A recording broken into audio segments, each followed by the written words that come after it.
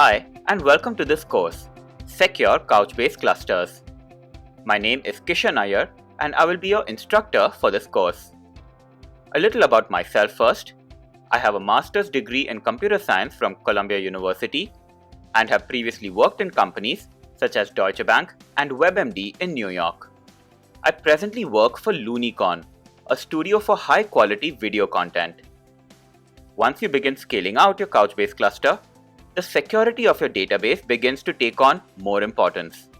In Couchbase, there are several factors related to security and privacy, and in this course, we cover the most crucial ones: user authentication and authorization, auditing activities, and encrypting communications.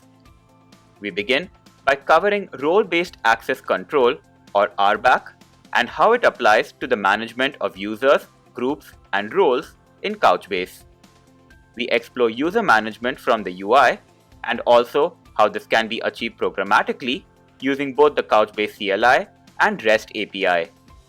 We then move on to the auditing feature in Couchbase and how this can be used to track the activities of users and also the occurrence of a variety of events on a cluster. We also cover the use of the redaction feature when generating logs so that potentially sensitive information is not shared with outside parties. The course then turns its attention to the encryption of communication. We look into some of the encryption settings such as cipher suites, which can be configured for a cluster, and the enabling of node-to-node encryption.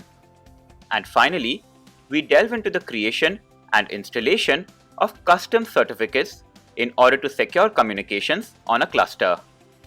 Once you have finished this course, you will be well versed in the options available to manage security on a Couchbase cluster.